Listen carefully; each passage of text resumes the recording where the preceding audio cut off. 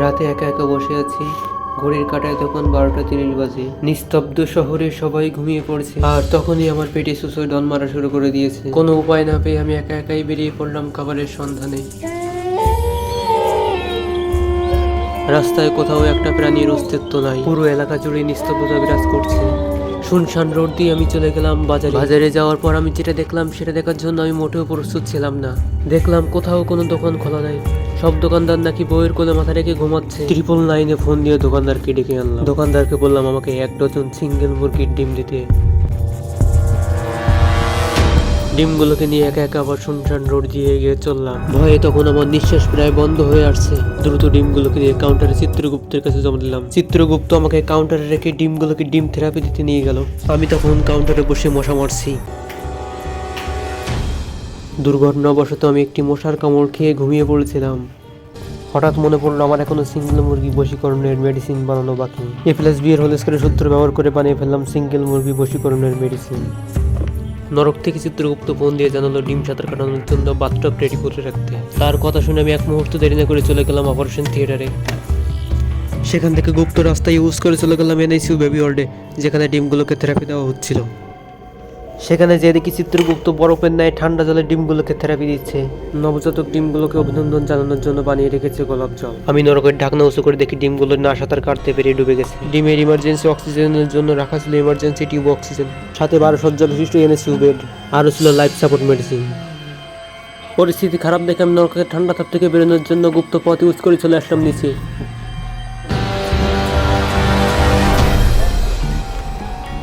অস্ত্র হিসেবে চিত্রগুপ্ত নিয়েছে একটা খুন্তি, আর আমি নিয়েছি একটি হাড়ি।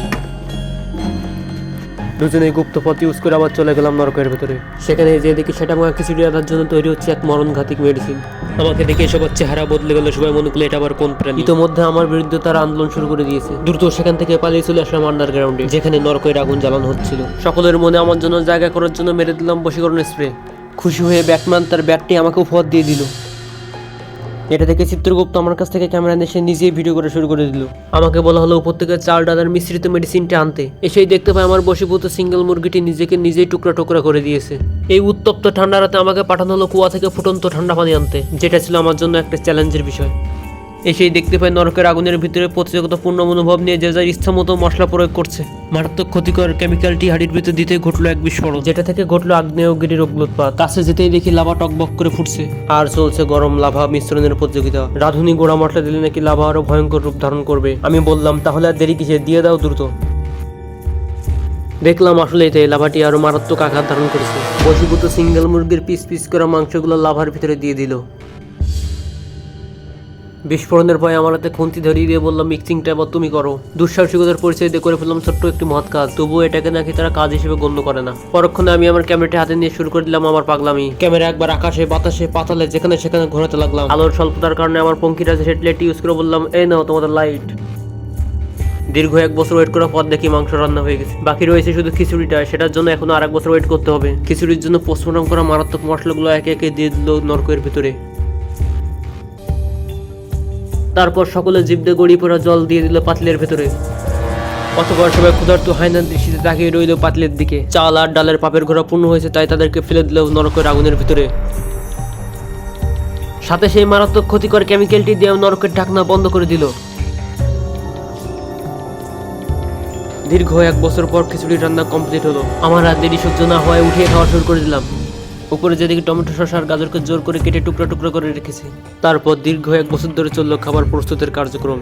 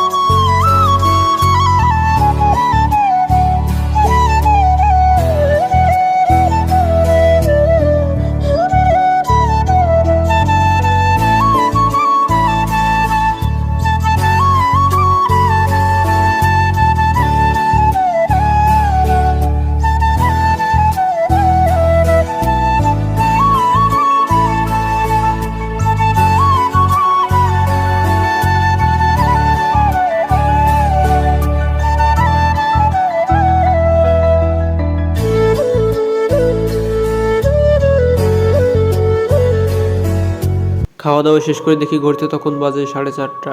এতক্ষণে 4 ঘন্টা ধরে চলেছে এক ভয়ানক অভিযান, যেটা থেকে যাবে সুন্দর একটা স্মৃতি হয়ে। পরবর্তীতে হয়তো সবার সাথে দেখা নাও হতে পারে, শুধু স্মৃতির পাতায় সুন্দর একটি মুহূর্ত থেকে যাবে।